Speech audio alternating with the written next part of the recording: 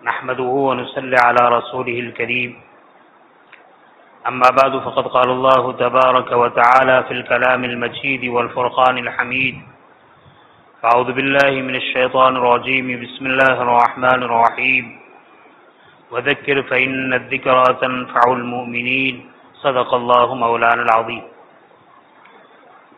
میرے محترم بھائیوں، دوستوں اور بزرگوں، چند متفرق باتیں آپ کی خدمت میں عرض کرنی ہے۔ سب سے پہلی چیز تو یہ ہے کہ ہم جب مسجد میں آتے ہیں تو ہمارا مقصد یہ ہونا چاہیے کہ ہم مسجد میں خالص اللہ کی عبادت کے لیے آتے ہیں۔ عبادت کے علاوہ ہماری کوئی غرض نہیں ہوتی ہے، لیکن نفس و شیطان عبادت کے علاوہ دوسری چیزوں میں ہمیں مشغول کر دیتا ہے اور اللہ کی عبادت سے غافل کر دیتا ہے۔ اسی لیے ہمارا کام یہ ہونا چاہیے کہ جب بھی ہم مسجد میں فرض نماز کی ادائیگی کے لیے آئے تو اس بات کا خیال رکھیں کہ ہم دوسرے کسی کاموں میں مشغول نہ ہوں۔ عام طور پر ان دنوں میں، جن دنوں میں فجر کی نماز بہت جلدی ہوتی ہے، ہمارے وہ بھائی جو الحمدللہ نماز کے پابند ہیں، پابندی کرتے ہیں، راتوں میں کچھ تاخیر کی وجہ سے، کچھ مشغولیات کی وجہ سے فجر کی نماز میں وہ بھی جلدی نہیں آ سکتے۔ حالانکہ احادیث سے یہ معلوم ہوتا ہے کہ اللہ تعالیٰ نے کاموں میں برکت دن کے صبح کے وقت میں رکھی ہے۔ ہمارا ماحول اور ہمارا مزاج یہ ہے کہ ہم ہر کام میں ماڈرن کلچر کا اتباع کرتے ہیں، حالات کا اتباع کرتے ہیں، ماحول کا اتباع کرتے ہیں۔ اللہ کا بندہ جو مومن ہے وہ ماحول کو بدلنے کے لیے آیا ہے، ماحول کی تابعداری کرنے کے لیے نہیں آیا ہے۔ ہمارا حال یہ ہے، عام طور پر ہمارا ماحول یہ بنتا چلا جا رہا ہے کہ گھر میں راتوں میں دیر سے سونے کا اہتمام، اور مشغولی کیا ہے؟ سوائے موبائل کے اور کوئی مشغولی نہیں۔ ماں باپ جو اصل ہیں وہ بھی اسی مصیبت میں گرفتار ہیں۔ جب ماں باپ خود گرفتار ہیں تو اپنے بچوں کو، اپنے بچیوں کو کس طرح کہہ سکتے ہیں کہ جلدی سو جائیں؟ اور اس لغویات کی مشغولی کی وجہ سے عام طور پر ہماری ماں بہنوں کی فجر کی نماز قضا ہوتی ہے، اور بہت سارے بھائیوں کا حال یہ ہے کہ ان کی نمازیں بھی قضا ہوتی ہے۔ جماعت تو اکثر کی چھوٹ جاتی ہے، اور ماشاءاللہ جو بیچارے پابند ہیں وہ پابند بھی بعض مرتبہ تکبیر اولا کا اہتمام نہیں کر سکتے۔ اللہ نے جس قوم کی سربلندی، جس مخلوق کی کامیابی، جس انسانوں کی فلاح و بہبودی دن کے اول حصے میں رکھی ہو، اور وہ قوم غفلت سے اس وقت کو نیند میں گزارے، غفلت میں گزارے، وہ خیر و برکت کہاں حاصل کر سکتی ہے؟ تجارت کی برکت بھی اللہ نے صبح کے وقت میں رکھ دی ہے، اور ہم ہیں کہ فجر کی نماز غائب کر کے دیر تک سوتے رہتے ہیں، اور پھر 9 بجے 10 بجے اٹھنے کے بعد رزق کی تلاش میں نکلتے ہیں۔ اور حیرت کی بات ہے، کبھی اچھا کما لیتے ہیں، بہت زیادہ کما لیتے ہیں، لیکن اس سے ہماری ضروریات پوری نہیں ہوتی، ہمارے مسئلے حل نہیں ہوتے۔ کیوں؟ ہمیں محنت کی وجہ سے کچھ مال و دولت تو حاصل ہو گیا، کچھ رزق حاصل ہو گیا، لیکن جس رزق میں اللہ نے خیر و برکت رکھی تھی، جس رزق میں اللہ تعالیٰ نے چین، سکون اور راحت رکھی تھی، اس رزق سے ہم محروم رہے۔ تو رزق ملا ہے، دولت ملی ہے، دنیا ملی ہے، لیکن ضرورت پوری نہیں ہو رہی ہے۔ اور ضرورت کے پورا نہ ہونے کی وجہ سے انسان بے چین اور بے قرار ہے۔ صحت اس کے پاس موجود ہے، مال و دولت اس کے پاس موجود ہیں، کام کاج کاروبار اس کے پاس موجود ہیں، اسباب سارے موجود ہیں، لیکن اگر موجود نہیں ہے تو دلوں کا سکون، ذہنوں کا سکون نہیں ہے۔ کیا وجہ ہے؟ وجہ یہی ہے کہ جو خیر و برکت حق تعالی شانہ نے دن کے ابتدائی حصے میں رکھی ہے، عام مسلمان اس ابتدائی حصے کو غفلت کی نیند میں ضائع کرتا ہے۔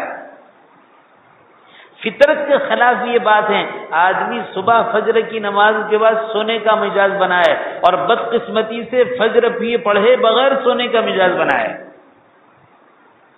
بڑی حیرت ہوتی ہے، بڑا افسوس۔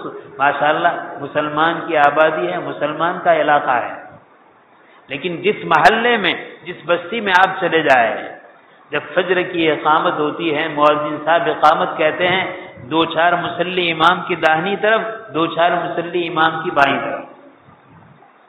علماء نے تو یہاں تک لکھا ہے کہ کوئی آدمی رات کو عشاء کے بعد کسی دینی کام میں مشغول رہے، وعظ و نصیحت ہو رہی ہے، تسبیحات اور ذکر و اذکار میں لوگ مشغول ہیں، قرآن کریم کی تلاوت میں مشغول ہیں، درس قرآن اور درس حدیث ہو رہا ہے، تعلیم و تعلم کا سلسلہ جاری ہے، لیکن اس کو اتنا لمبا کر دیا جائے، اتنا لمبا کر دیا جائے کہ فجر کی جماعت چھوٹ جاتی ہے۔ منع فرمایا کہ ایسی لمبی مجلس دین کی قائم کرنے کی اجازت نہیں ہے۔ کوئی آدمی نوافل میں مشغول ہے اور رات کو اتنی دیر تک نوافل پڑھتا ہے کہ اس کی فجر کی جماعت چھوٹ جاتی ہے، منع فرماتے علماء کہ جائز نہیں ہے۔ شریعت کا قانون تو یہ ہے۔ اب ہمارا حال دیکھیں، ہمارے پاس نہ کوئی کام ہے، نہ کوئی مشغولی ہے، نہ کوئی ضروریات ہے، بس ہمارے پاس مشغولی موبائل کی ہے، غب شپ کی ہے، بات چیت کی ہیں، غیبتوں کی ہیں، چغلی کی ہیں، لوگوں کی لنتھرانیوں کی ہیں، اور اسی وجہ سے رات کو دیر ہوتی ہے، اور اس دیری کی وجہ سے ہمارے پابند بھائیوں کی بھی تکبیر اولیٰ اور جماعت چھوٹی ہے، اور امت کا بہت بڑا طبقہ وہ تو بالکل جماعت نہیں، فرض جماعت ہی چھوڑ دیتا ہے۔ ہم میں سے بہت ساروں نے اپنے بچپن میں دیکھا ہوگا، فجر کی نماز پڑھ کر جب ہم نکلتے تھے تو ہمارے گھروں سے قرآن کریم کی تلاوت کی آواز آتی تھی، ہماری مائیں بہنیں تلاوت کرتی تھی، ہمارے بوڑھے تلاوت کرتے تھے، ہمارے نوجوان تلاوت کرتے تھے۔ اور آج افسوس کی بات ہے، شرمندگی کی بات ہے، غیر مسلم علاقوں میں، غیر مسلم آبادی میں چلے جائیے، 4 بجے اٹھنا ان کا ماحول ہے، 4 بجے اٹھ کر بھینس کا دودھ دوہنا، اپنی ضروریات سے فارغ ہونا، غسل کرنا، کپڑے پہنا اور بچوں کو تیار کر کے 7 بجے اسکول بھیج دینا، اس قوم کا شیوا ہے، ان کا کام ہے۔ اور ہماری قوم جس کو اللہ نے اسلام جیسی عظیم دولت عطا فرمائی، مکاتب قرآنیہ جیسا بہترین نظام عطا فرمایا، اولاد جیسی قیمتی نعمت عطا فرمائی، اس کا حال یہ ہے کہ وہ بستر پر پڑی ہوئی ہے، نہ بچوں کی فکر ہے، نہ اپنی فکر ہے، نہ فرض نماز کی فکر ہے، نہ اولاد کی تعلیم کی فکر ہے، نہ اولاد کی تربیت کی فکر ہے۔ میرے بھائی، جس قوم نے اپنی اولاد کی فکر نہیں کی، اس قوم نے ایک عرصے کے بعد ان آنکھوں سے دیکھا کہ وہ اولاد جو مسلمان گھرانے میں پیدا ہوئی تھی، کہیں تو وہ یہودی نظر آئی، کہیں تو وہ نصرانی نظر آئی، کہیں تو وہ کرسچن بن گئی۔ دین کا ٹھیکہ نہیں لیا ہے ہم لوگوں نے۔ دین کوئی ایسی جاگیر نہیں ہے باپ دادا کی کہ باپ دادا کا ہے چلتا چلا جائے گا۔ اللہ کی عظیم نعمت ہے، اللہ کی عظیم عطا ہے۔ اس عطا کی حفاظت، اس نعمت کی حفاظت ایک ایک باپ پر، ایک ایک ماں پر ضروری ہے، خاندان کے ایک ایک فرد پر ضروری ہے۔ اس سلسلے میں چوکنا ہونے کی ضرورت ہے۔ ہماری مسلم قوم میں سب سے بڑا مرض یہ ہے کہ یا تو دین کی بات سننے کے لیے تیار نہیں، اور اگر سنتی ہیں تو قبول کرنے کے لیے تیار نہیں، اور مان بھی لیا تو عمل کرنے کے لیے تیار نہیں۔ مسلم قوم میں جو انحطاط شروع ہوا ہے، جو تنزلی آئی ہیں، جو گراوٹ آئی ہیں، اللہ سے تعلق جو ٹوٹنا شروع ہوا ہے، اس کی بنیادی وجہ یہ ہے کہ شریعت کی بات کو مان کر قبول کرنے کے بعد عمل کرنے کا جو جذبہ ہے وہ ختم ہو چکا ہے۔ اور ہر شخص اپنی اپنی دینداری میں اپنے آپ کو کامیاب سمجھتا ہے، چاہے کسی طریقے سے وہ دیندار ہو۔ نہیں میرے بھائی، دین اپنی منمانی کا نام نہیں ہے۔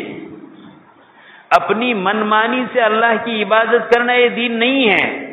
دین تو اللہ کا وہ حکم ہے جو اللہ نے ہم پر عائد کیا، ہماری سمجھ میں آئے یا نہ آئے، ہمارے ماحول کے مطابق ہو یا مطابق نہ ہو، بظاہر ہمیں اس میں نقصان نظر آئے، فائدہ نظر نہ آئے، اس کو کر گزرنا یہ دین ہے، اور اسی کر گزرنے میں کامیابی ہے۔ جمعہ کی 2 رکعت نماز فرض ہے۔ کوئی آدمی اپنی منمانی کریں گے، میں 2 رکعت نہیں پڑھوں گا، 4 رکعت پڑھوں گا، کام چلے گا؟ جمعہ کی نماز کے لیے جمعہ کی نماز سے پہلے خطبہ ہونا ضروری ہے۔ کوئی کہے نہیں ہم تو جمعہ کی نماز کے بعد خطبہ پڑھیں گے، تو آگے کا پیچھے ہی کیا اور تو کچھ نہیں کیا، نماز نہیں ہوگی اس کی۔ تو میرے بھائی، ایک آدمی ہے وہ چاہتا ہے کہ طلوع آفتاب کے وقت نماز پڑھے، عین زوال کے وقت نماز پڑھے، یا اسی طریقے سے غروب آفتاب کے وقت نماز پڑھے، اور حجت کرے نماز ہی تو پڑھتا ہوں، کوئی ڈھول تاشے تھوڑا بجا رہا ہوں، کوئی نافرمانی تھوڑی کر رہا ہوں، عبادت کر رہا ہے لیکن اللہ کے حکم کے خلاف کر رہا ہے، اللہ کے حکم کے ہٹ کر رہا ہے، وہ عبادت مقبول نہیں ہے۔ ہمارا حال تو یہ ہے کہ ہم عبادت ہی سے دور ہیں۔ امت کا بہت بڑا طبقہ اگر 90% طبقہ نماز سے دور ہیں تو 99% طبقہ فجر کی نماز سے دور ہے، اور مطمئن ہے ماشاءاللہ ہم بعد میں پڑھ لیتے ہیں، اور مطمئن ہے ماشاءاللہ ہماری بستی میں حفاظ کرام ہیں، علماء ہیں، مدارس ہیں، مکاتب ہیں، خانقاہوں کا نظام ہے، دعوت و تبلیغ کی نقل و حرکت ہے، ہمارے اندر کوئی تبدیلی نہیں۔ یہ ساری محنتیں اپنے اندر عملی درد و بدل کے لیے ہے، عملی تحریک کے لیے ہے، عملی جد و جہد کے لیے ہے، عملی انقلاب کے لیے ہے، یہ کوئی رسمی چیز نہیں ہے۔ ان چیزوں کے ذریعے سے اپنی عملی زندگی کو سنوارنا ہے، ان چیزوں کے ذریعے سے اپنی عملی زندگی کو بنانا ہے، عمل کے میدان میں اپنے آپ کو لا کر کھڑا کرنا ہے۔ حدیث سے معلوم ہوتا ہے، نبی کریم صلی اللہ علیہ وسلم نے ارشاد فرمایا، کیا حال ہوگا اس وقت جب علم اٹھا لیا جائے گا؟ حضرات صحابہ نے تعجب سے عرض کیا، اے اللہ کے رسول، علم کس طرح اٹھا لیا جائے گا؟ ہم قرآن پڑھتے ہیں، ہمارے بچوں کو سکھاتے ہیں، ہمارے بچے ان کے بچوں کو سکھائیں گے، ان کے بچے ان کے بچوں کو سکھائیں گے، سلسلہ جاری رہے گا، علم کس طرح اٹھ جائے گا؟ اس صحابی نے یہ بات عرض کی، نبی کریم صلی اللہ علیہ وسلم نے ارشاد فرمایا، مجھے تجھ پر بڑا تعجب ہے، میں تو تجھے بڑا سمجھدار سمجھ رہا تھا، کیا تجھے معلوم نہیں ہے یہود و نصارہ میں توریت اور انجیل کی تلاوت جاری نہیں ہے، پڑھنا پڑھانا جاری نہیں ہے، پڑھنا پڑھانا جاری ہے، آج بھی پڑھاتے ہیں، لیکن ان کا دین محفوظ نہیں رہا۔ کیوں؟ اس علم کو، اللہ کی اس کتاب کو رد و بدل کر کے صرف پڑھنے پڑھانے تک محدود رکھا، اس پر عمل نہیں کیا، اپنی زندگی، عملی زندگی میں اس کو جگہ نہیں دی، پڑھنا پڑھانا باقی رہا، دین عملی شکلوں میں ختم ہو گیا، دین ختم ہو گیا۔ میرے بھائی، ہم جو باتیں دین کی سنتے ہیں، واللہ یہ صرف سننے کے لیے نہیں ہے، یہ تو اس لیے ہے کہ ہم سنیں اور سننے کے بعد اس پر عمل کریں، اپنی زندگی میں تبدیلی لائے۔ اور اس وقت امت مسلمہ کے لیے سب سے بڑی تبدیلی کی ضرورت 2 چیزوں کی میں سمجھ رہا ہوں، رات کو جلدی سونا، صبح کو جلدی اٹھنا، رات کو اپنی اولادوں کو جلدی سلانا، جلدی صبح اٹھانا، اور دوسری چیز ہے اپنی طاقت کے مطابق، اپنی وسعت کے مطابق محبت کے ساتھ، شفقت کے ساتھ اپنی اولاد کی تربیت کرنا۔ اگر یہ 2 چیز ہوگی تو امید ہے جس گھر میں ہم مسلمان بن کر پیدا ہوئے ہیں اس نسلوں میں بچے ایمان پر پیدا ہوتے رہیں گے، اسلام پر پیدا ہوتے رہیں گے۔ اور اگر میرے بھائی اب جو غفلت شروع ہوئی ہے، رات کو جلدی سونے کا جو ماحول ختم ہو رہا ہے اور غفلت میں اور بکواس میں اور لغویات میں اپنے آپ کو مشغول کر کے گھر کا بڑا، گھر کا چھوٹا، گھر کا لیڈر، گھر کا امیر، گھر کا پہلوان سب اس میں اندر لگے ہوئے ہیں۔ اس لگنے کی وجہ سے یہ جو نظام انہوں نے تبدیل کیا ہے کہ رات کو دیر سے سونا، صبح کو دیر سے اٹھنا۔ اور دوسری چیز، شفقت اور محبت کے ساتھ اپنی اولاد کی، اپنی ماں باپ کی دینی تربیت کرنا، یہ بھی ختم ہو گیا ہے۔ جب یہ دونوں چیزیں ختم ہو رہی ہے، بہت بڑا خطرہ اس بات کا ہے کہ جس آباء و اجداد کے سال ہر سال نسلوں میں ان کے گھروں میں عافیت کے ساتھ ایمان والا بچہ پیدا ہوتا تھا، اللہ نہ کرے، اللہ نہ کرے وہ دن دیکھنے کو نہ ملے کہ کہنے کو مسلمان رہے لیکن اس گھر میں اس ماں کی گود سے یہود اور نصارہ پیدا ہونے لگے، عیسائی اور کرسچن پیدا ہونے لگے، دین کے دشمن اور دین کے غدار پیدا ہونے لگے۔ اس بات کا خطرہ ہے۔ افسوس کی بات یہ ہے، بارہا کہا جاتا ہے کہ بھائی جمعہ کا دن ہے، جمعہ کی نماز کا وقت ہے، اپنی عادت کو بدلے، اپنے آپ کو جلدی آنے کا مکلف کرے، لیکن ہمارے کانوں پر جوں نہیں رہتی ہے، ہمارے دلوں میں اس بات کا کوئی اہتمام نہیں ہے۔ ہمارے دل شریعت کو قبول کرنے سے اندھے ہو چکے ہیں، دل کے پردے سخت ہو چکے ہیں۔ میرے بھائی یہ خطروں کی گھنٹی ہے۔ پھر جب پانی سر سے اوپر چلا جائے گا، پھر آنکھوں سے آنسو نہیں، خون کے آنسو بہاؤ گے، منت سماجت نہیں، اہل اللہ کے سامنے گڑ گڑاؤ گے۔ خدا پاک کی قسم ہمارا گڑ گڑانا کام نہیں دے گا۔ اللہ نے جو موقع دیا ہے، اللہ نے جو وقت دیا ہے، وقت میں جو صلاحیتیں ہیں، ان وقت کے تقاضوں کے مطابق ان صلاحیت کو پورا کرنا یہ ہماری ذمہ داری ہے۔ اگر اس ذمہ داری کی ادائیگی میں ہم نے غفلت کی، بعد میں اس سے 2 گنا قربانی پیش کر دی، نتیجہ صحیح ظاہر نہیں ہو سکے گا۔ بہت بڑی ضرورت ہے۔ اللہ تعالی شانو ہمیں سمجھ کی توفیق عطا فرمائے۔ اللہ تعالی شانو ہمیں اپنے بارے میں، اپنے نسلوں کے بارے میں صحیح فکر نصیب فرمائے۔ یورپ ممالک میں جہاں ماں باپ نے اس بات کا خیال کیا کہ اگر ہم نے اپنی اولادوں کی طرف دھیان نہیں دیا، اپنی نسلوں کی فکر نہیں کی تو یہ نسلیں کل انگریز بن جائے گی۔